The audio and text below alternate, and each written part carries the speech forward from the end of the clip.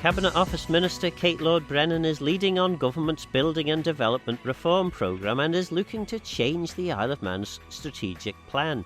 This document pretty much governs how all future development can proceed, identifying areas of housing need and setting policies which dictate what development can take place in the countryside, how biodiversity will be protected, what our community should look like, and much more. Earlier this week I spoke to the Minister and one of her officers about the strategic plan consultation. Yeah, so I'm Ethan Grubb. I'm a Senior Planning Policy Officer in Cabinet Office. I've been working there since 2017 and I was part of the very small team that brought the area plan for the East to Tynwald and subsequent approval. Okay, so you're here, both of you, primarily to talk about the review of the strategic plan. Now, a number of people might wonder what the strategic plan is. They've probably heard of our island plan, but maybe they wouldn't necessarily know about the strategic plan. But really they ought to, oughtn't they, Kate Lord-Brennan?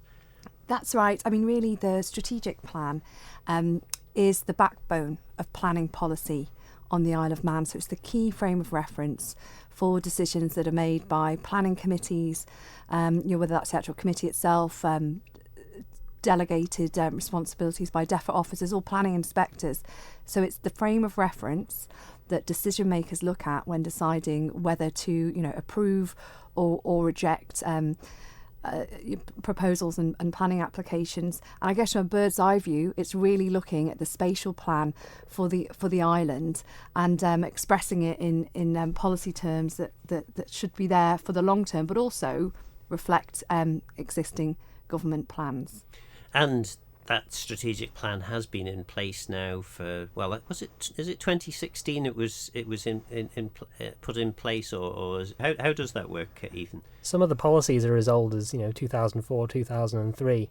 The last review was in 2016 when they only looked at housing and population figures, so everything in there is pre-2011.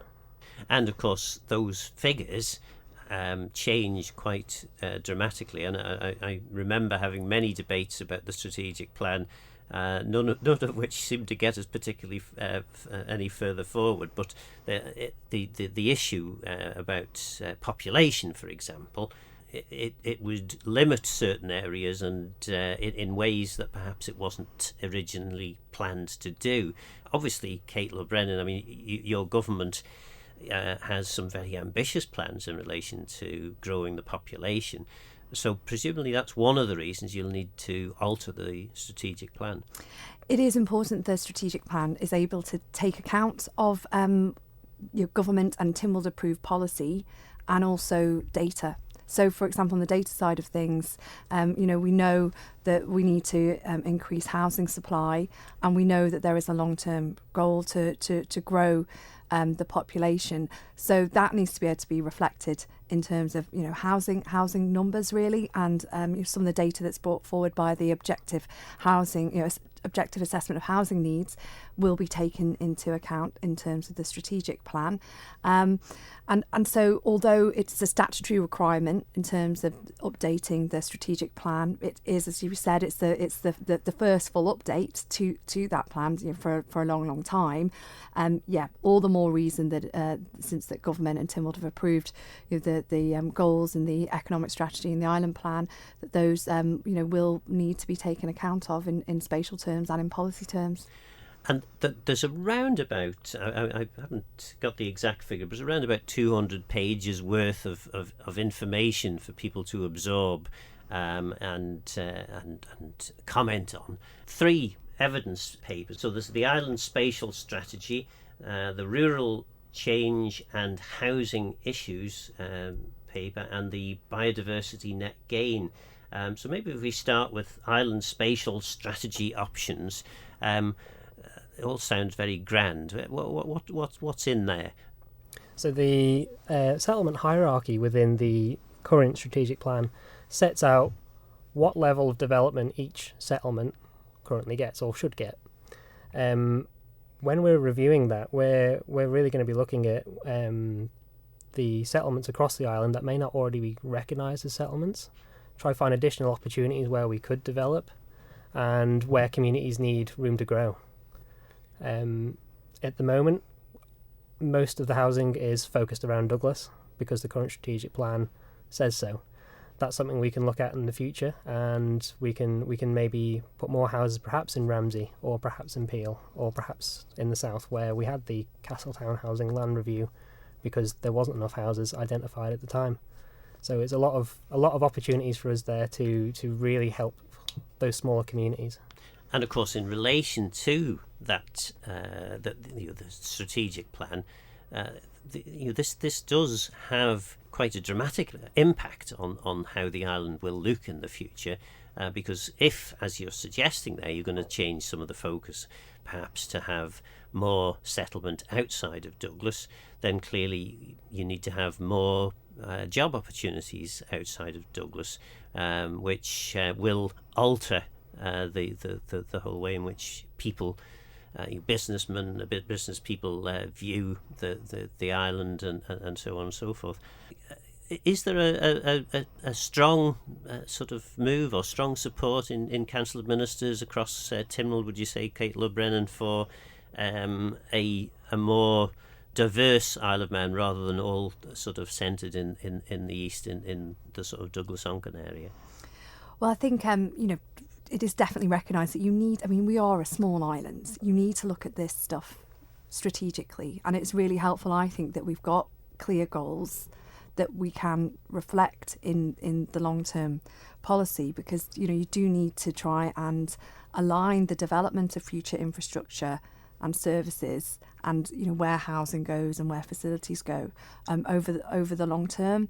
There is definitely a passion and a will to look at renewing town centres and bring back the vibrancy to town centres. So how urban regeneration can look, and how that's kind of focused in our commitment to kind of have a town centre first policy and build better communities, will be reflected in that strategic plan. So for people that are looking at the documents around this very initial early stage publicity, and there's multiple stages in this, it's actually quite a long process to make sure it is a democratic process and people can be involved, but people will identify some of the key themes that are in the island plan reflected in the strategic plan proposals, and lots of that is about making the Isle of Man a more vibrant place, particularly dealing with some urban regeneration stuff in town centres. But yeah, things need to be in balance with that economic side, and also the climate change requirements. All of this needs to be put into balance, so you'll see that coming through in proposals too.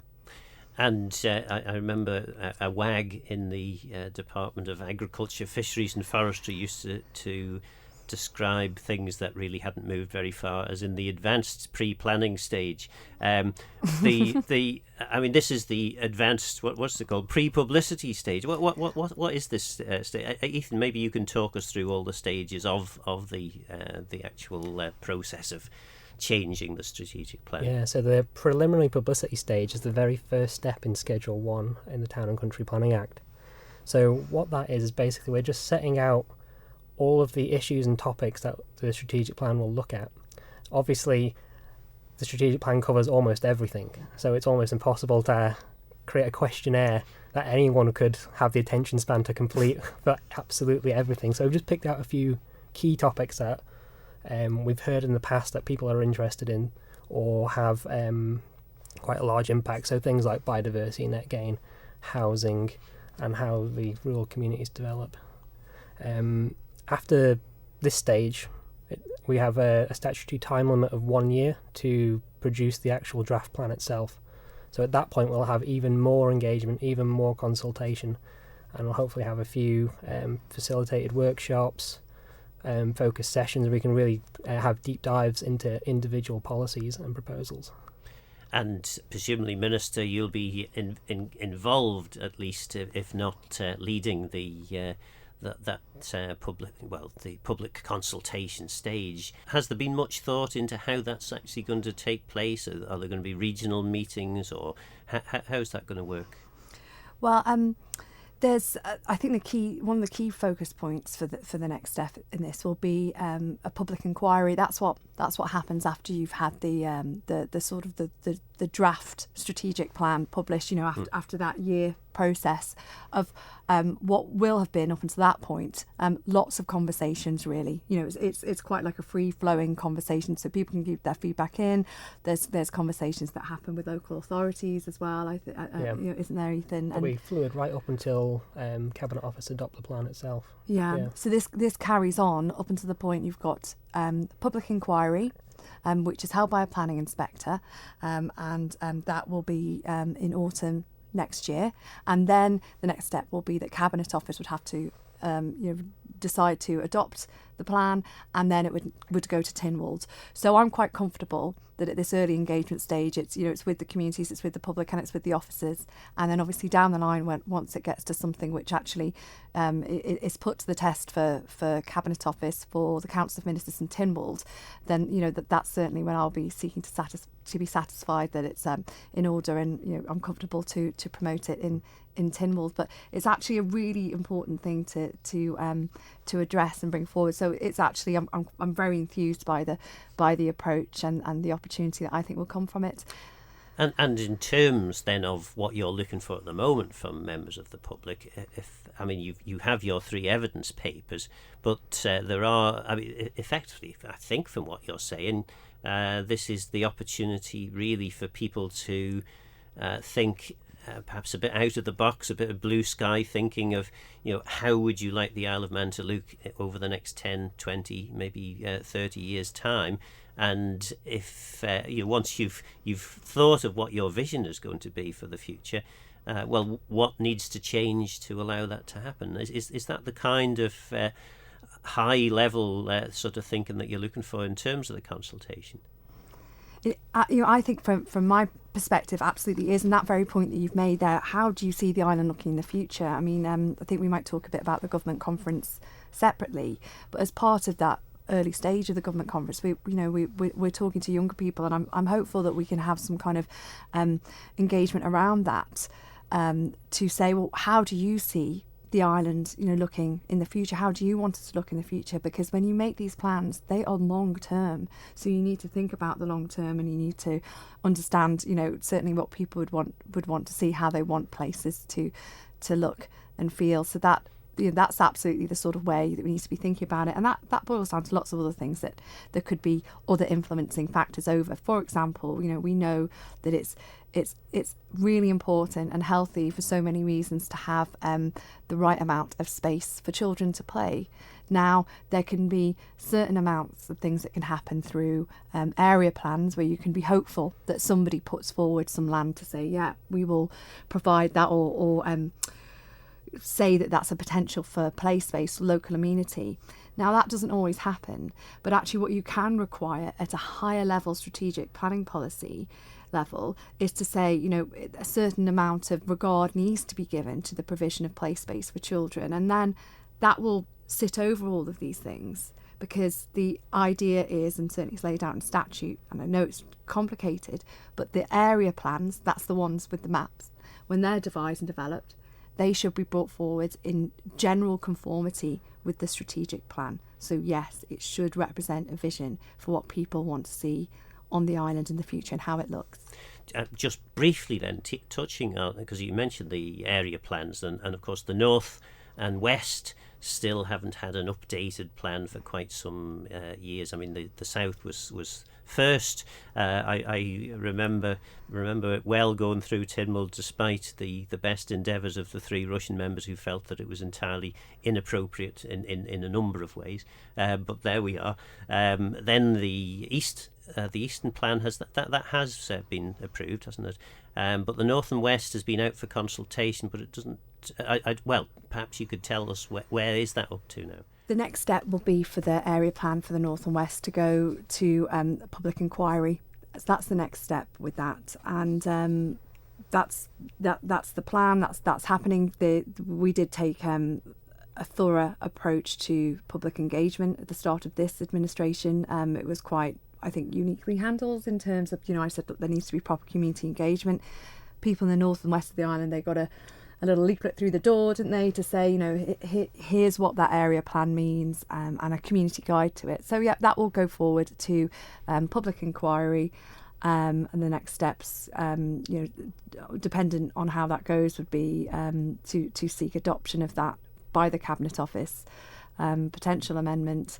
Then we need to go to Council of Ministers, and then to Tynwald for approval. The longer term, bigger picture side of things, it's already sort of set out in the Cabinet Office plan, the timelines to start the approach for an all-island area plan, which, if you think about what we're doing with the strategic plan and our known government commitments and goals, and the fact that we're a small island, it clearly makes sense to have an all-island area plan, which would pick up other aspects, importantly the south, and take a longer-term look at the whole of the island. So work on that, is set to commence prior to the end of this administration, as per the Cabinet Office plan. And of course, things like the Climate Change Act have a dramatic impact as well on where you go with planning policy. You're listening to Cabinet Office Minister Kate Lord-Brennan, MHK, discussing the consultation on the strategic plan. So the simple version is the area plan deals with land use proposals. So there's maps and a written statement, whereas the strategic plan is purely just a written statement with the high-level policies in, with maybe a spatial diagram in it. It doesn't deal with land designation. The strategic plan doesn't deal with land designation, and area plans rely on things coming forward in a call for sites. Yeah. So effectively, the strategic plan talks about, as we've been discussing, the high-level policy objectives for the planning system, and the area plan gets into a more detail as to what goes where. That's how it works, isn't it? Yeah. Well, you're both nodding. Sadly, nodding doesn't work that well on radio. But we agree, Phil. We agree. So then, going back then to the strategic plan. So this is effectively it'll be sort of progressing in tandem with the North and West area plan, although not directly connected. The things that you've put forward in terms of evidence papers, what was the thinking behind why particularly 3 evidence papers? There's the environment, the sort of local, rural, and housing, and then I forget what was the third.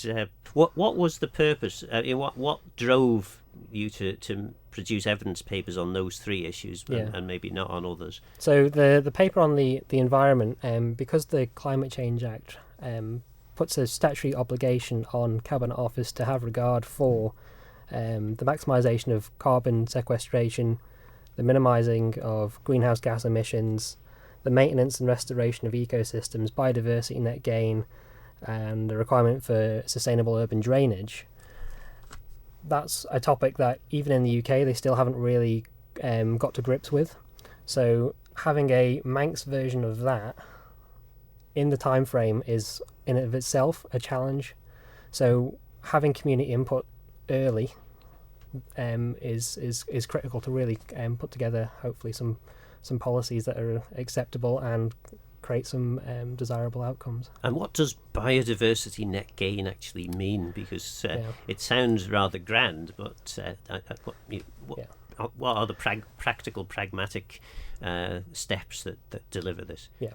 So if you were to develop a greenfield site, you would do an ecological appraisal of that site and quantify what element of nature is effectively lost, and you would have to then replace it. More so, whatever that percentage increase will be, is something to be determined at the moment. Because at the moment we have no net loss. So if you were to have one rare orchid removed, you would have to replace that one rare orchid, for instance. So no net loss. During the area plan for the East, we did actually try to bring biodiversity net gain into the actual development briefs, but we were quite rightly pointed out by the inspector that the strategic plan says no net loss, and that's as far as it got. But it has been something in the back of our minds for quite a while. The other papers, obviously with housing, that's being quite an important one, because at the moment the current strategic plan methodology of calculating housing is quite crude. So we basically just take residents in private households and number of households, divide it to get a average household size, and then add 4% for choice and churn in the market. That's effectively the calculation. At the very first stage of that, you're already excluding a portion of the population in institutional care, for instance.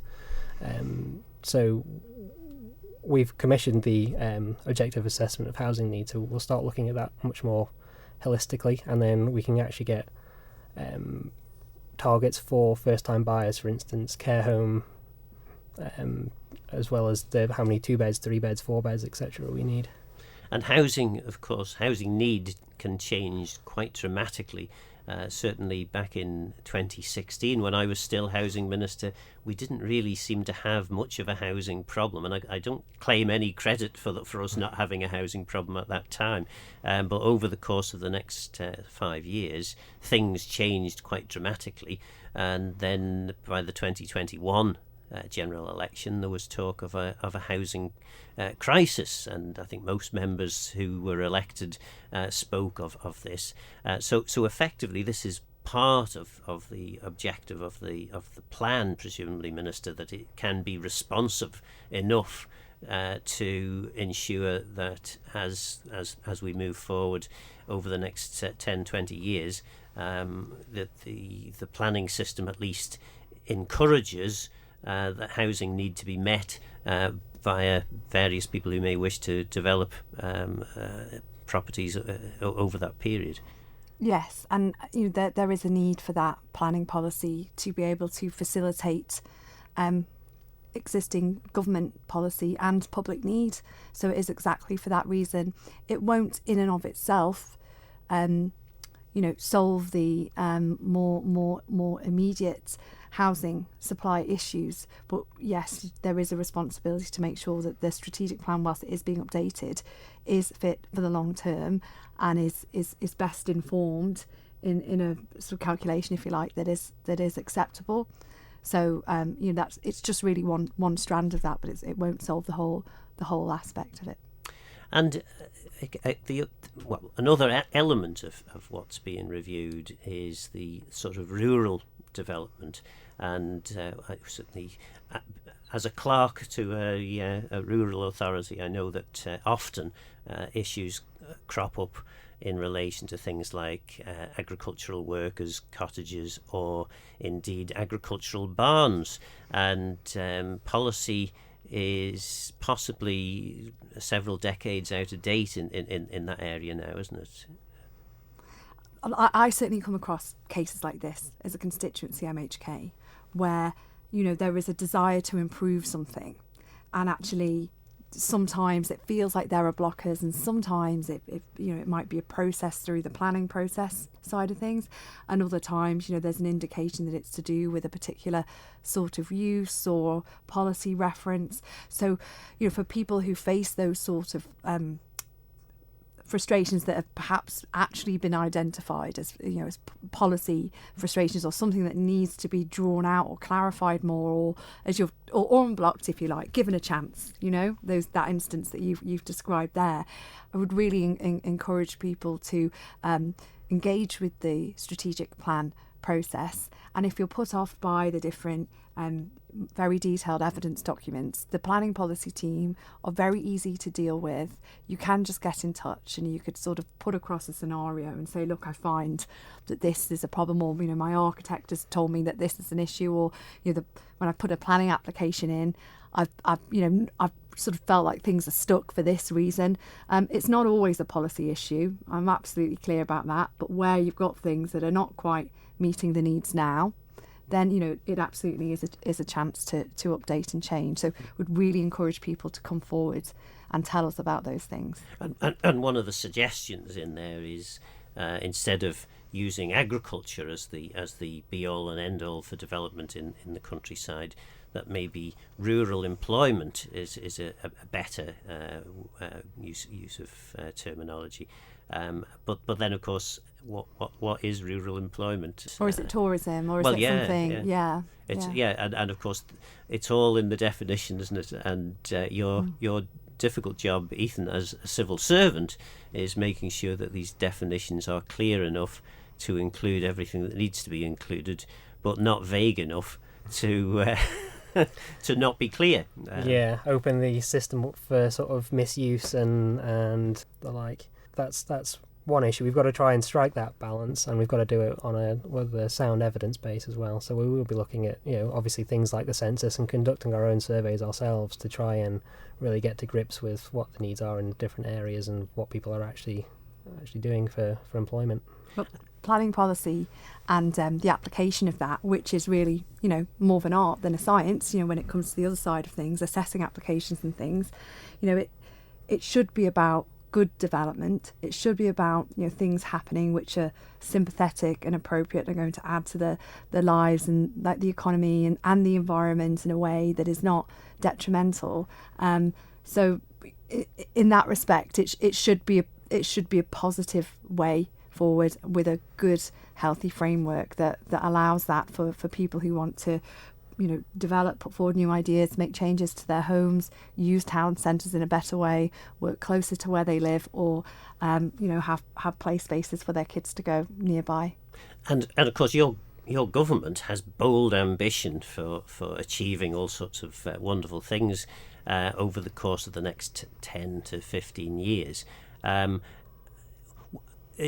Do you get frustrated at the I suppose the inevitable slow pace of change? I mean, in terms of review and change of the strategic plan, for example, this is an inevitable at least 2-year process to actually undertake.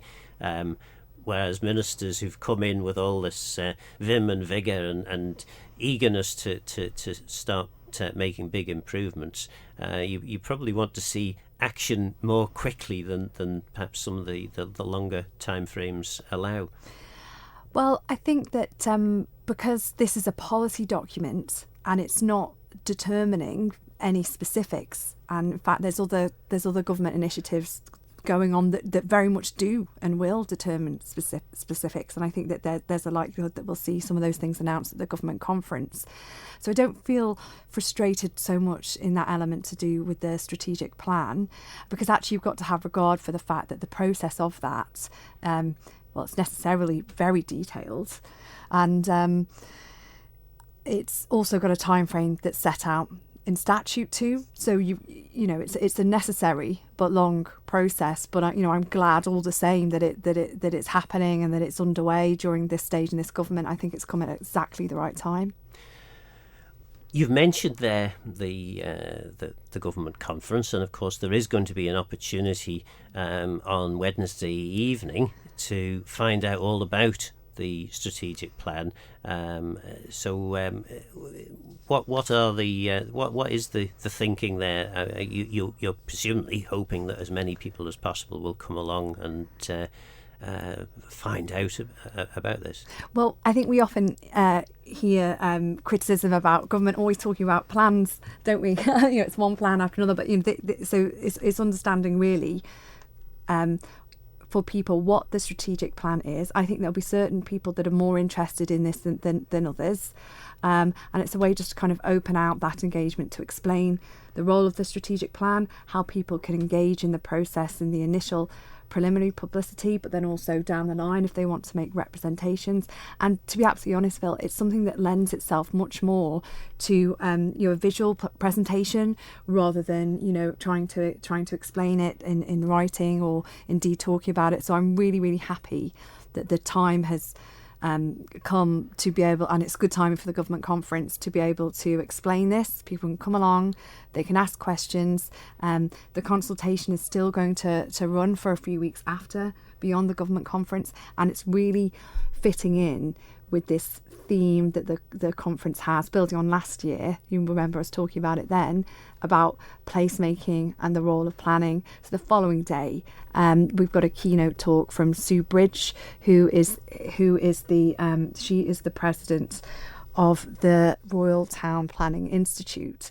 So it's actually brilliant that we've got experienced expertise from off island coming to talk to us and engaging with people here, as well as being able to come forward with our plans that are reflecting the government and Tynwald approved directive for the island for the future. So it is tying in all together, really. So I really do encourage people to come along and find out more. And Ethan, presumably you're pulling the exciting slides and visual presentation together. Another colleague of mine, actually, right. so I've dodged that bullet. But I will be hanging around in the Promenade Suite, sort of an hour before and a little bit after. So if anyone has any questions about the strategic plan, I'll be there to answer anything. Great. And in terms of the feedback to the consultation, when does that end? With the consultation closing on the 29th of September, we give a little bit of leeway for everyone to get their responses in. If it's going to be late, people can just let us know and we'll know to keep an eye out for it. But we hope to get the summary of responses out as soon as possible. Before Christmas?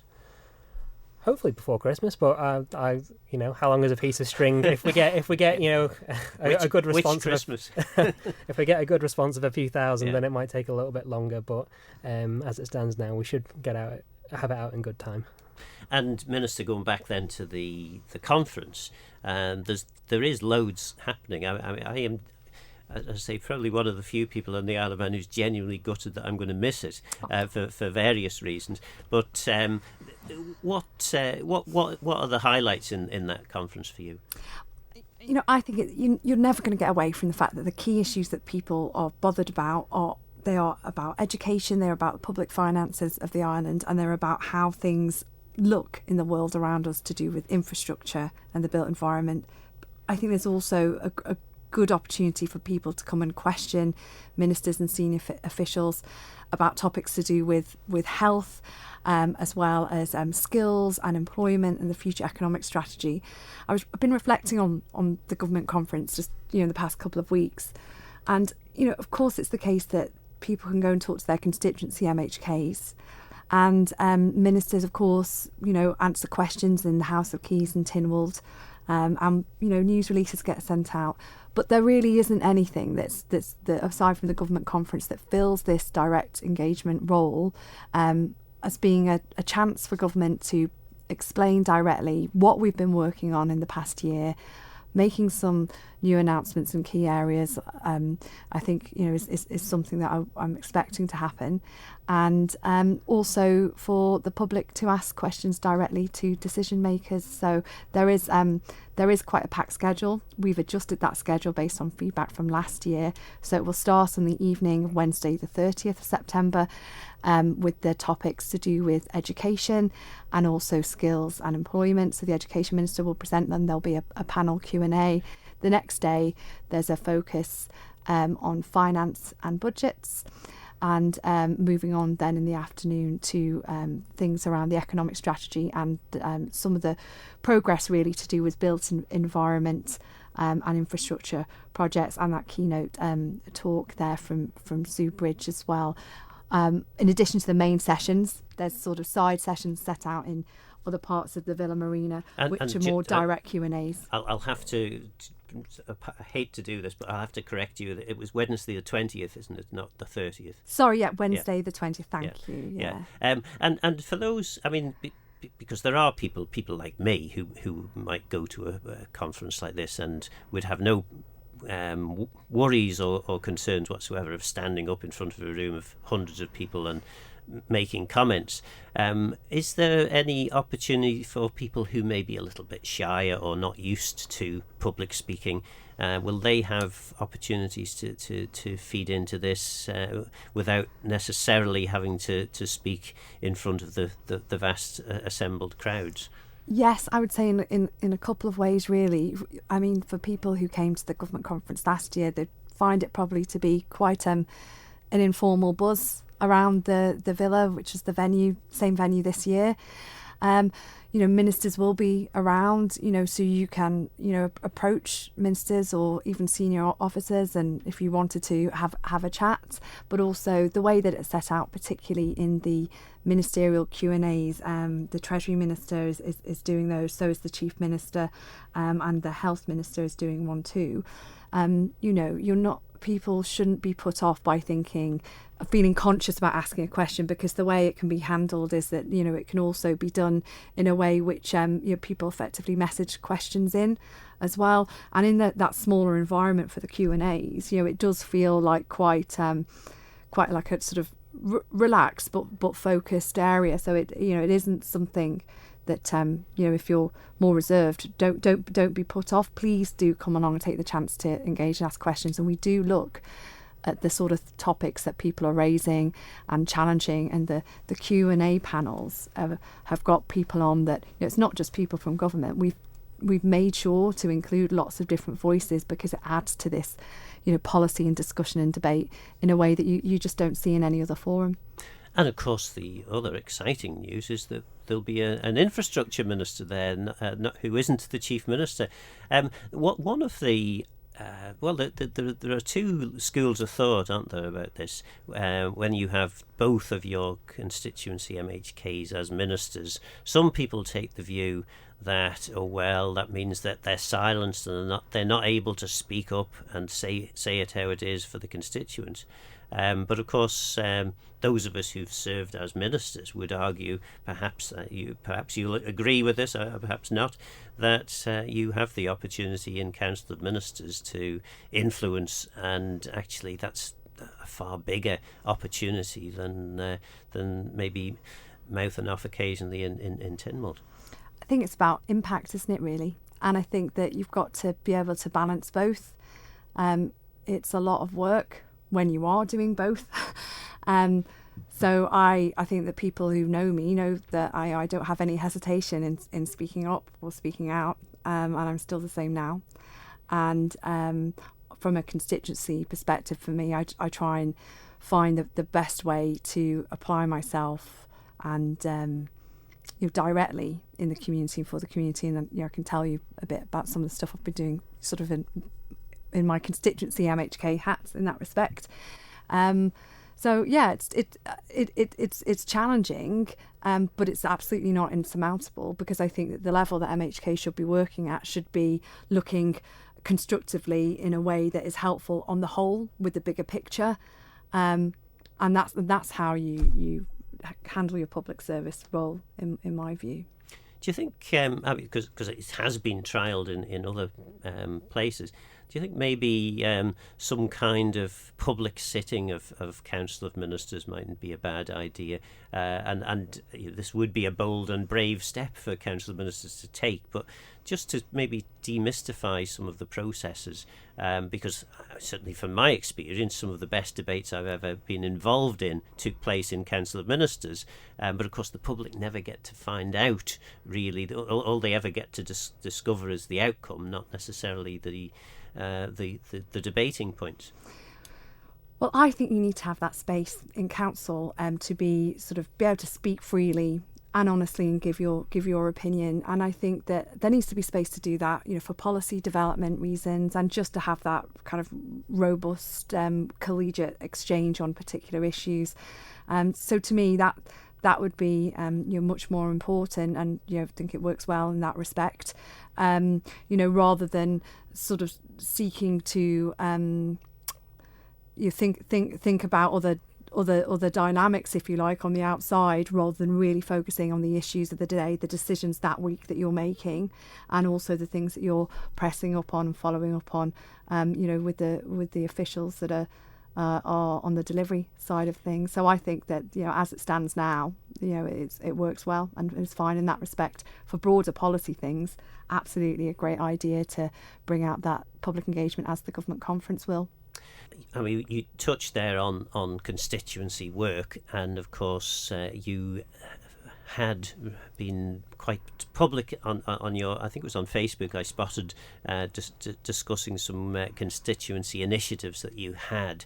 Are you in a position now to tell us a bit more about those? I am, and I'm really happy to be able to say that I've got my platform nearly launched. In fact, by the time that this goes out, I'm sure that it'll be ready with a link and everything. But something that I've been working on as a constituency MHK, so I've funded it, developed it and supported it myself in conjunction with a community group that I've set up called Future Peel. And I think that there's a lot that's absolutely wonderful about Peel and is fantastic, and it's got lots of charm and amazing people. There's lots to love, but there are other bits about the town that actually people want to see improved or to see a bit more life in, particularly that there's always been this issue about what to do with the centre of Peel. So what I've brought forward, and something I've actually been looking at for years, Phil, because I'm just very interested in how places look, how they feel. I think we really should be striving for beautiful, vibrant town centres that serve the people who live there. So what people will be able to do is there's an online map, and people will be able to identify very easily and very quickly at a full mass public engagement level, by just simply dropping a pin on the map and saying what they like, what they don't like, and what they would want to see in Peel. And it will also, by way of engagement, it's got questions about the sort of businesses and services you would like to see in the area. What do you see elsewhere that you would perhaps see would be a good initiative or type of approach for Peel as a town centre? To me, in Peel in particular, there's been lots of ideas and things like that have been talked about in the past. Lots of people tell me about will for improving things, but to me, you need to kind of draw out in a really sort of transparent way the sort of things that people want. If you're to do two things, if you're to have a vision for the future of Peel and what the town should look like, and also if you're to influence any authority in the town, whether that's local authority or inform their plans, or indeed a government department. So that's the intention with that, and I hope people will participate in it, and I think it's actually a really forward-thinking way to do this sort of engagement around towns. Because, of course, there are several known issues that often seem to vex the sort of political discussion about Peel. Parking is high on the list. The kind of the tension perhaps between old Peel and new Peel. Yeah, you're right. These sorts of issues. And, of course, Peel being a vibrant tourist destination, but quite difficult to get in and out of. These are the sorts of issues, presumably, that your group is set up to try and deal with. Well, I think we can try and advocate and engage and draw out a representative community view. It's quite clear that these functions, are to be handled at other levels. But you're right, how people move around the town is important. The connectivity between new Peel and old Peel, and actually whether the town provides the right sort of offerings or businesses, in a broad way. That's all absolutely, it's just so important to people. So I think it is a good opportunity. The model is from an organisation called Create Communities in the UK. So it's something that's been done elsewhere, and they use that model for engagement, direct community engagement, urban design, and master planning for areas. So this is like a first approach, really just to draw out what people in Peel want to see in their town. And I'm going to draw Ethan in, even though it is a sort of a constituency. It's a constituency. Yeah. Ethan, this must be music to your ears as a planner, that local politicians are trying to engage with their communities to understand all these complex issues, which is effectively your job as a planner on a daily basis, isn't it? Well, it's an excellent evidence base that will be forming, that we all get to tap into and use that as a planning consideration and put that into a statutory document going forward. So it's a very exciting and useful piece of work that the Minister's undertaking. Well, if any other MHKs are listening in and fancy doing something similar in their area, I'm sure, Kate, you'd be happy to guide them. I will. It's clear where how people can approach this for their own areas. Obviously, it takes quite a lot of work as a constituency MHK to get this underway, to fund it and work with others. So I think my priority will be to sort it out in Peel, and then maybe it will inspire others, which would be amazing. And is it limited to Peel, or is it Peel and the greater area, including Glenfaber? Or Glenfaber? Is it Glenfaber or Glenfaber?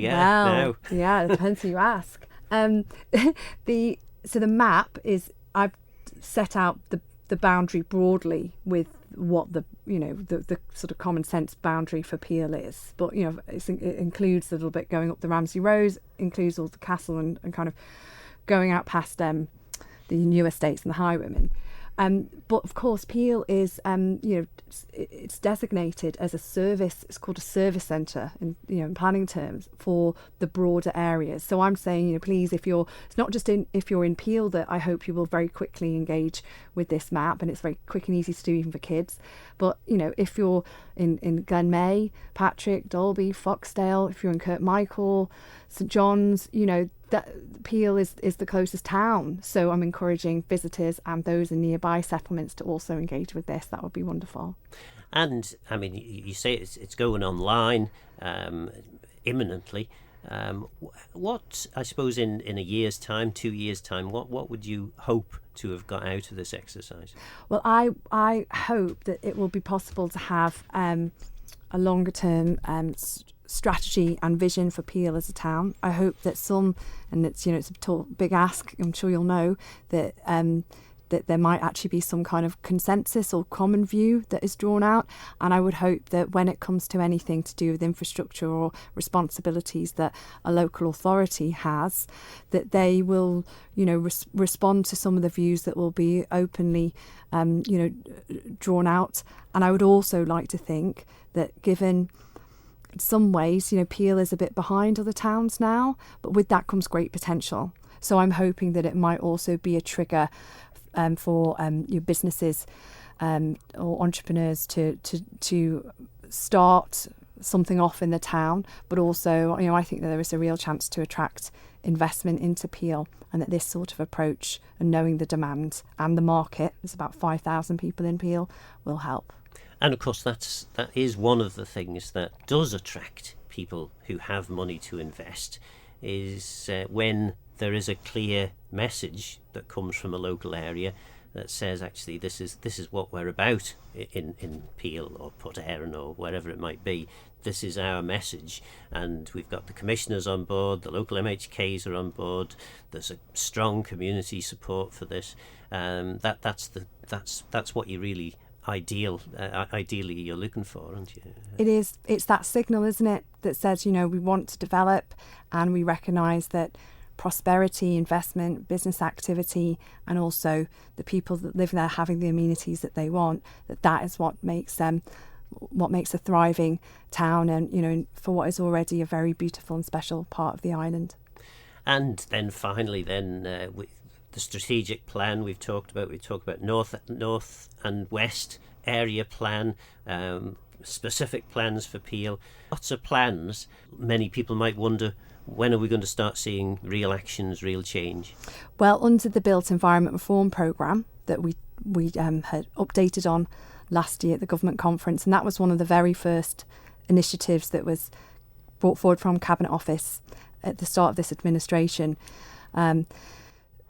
Some of the programmes under that are going really well, and likely to show very, very good progress in terms of stuff that you would be able to see as being very tangible and very real, and actually starting to make things happen. So we really are starting to see that stuff over the horizon now, as a result of some of the things that were set in place just over a year ago, really.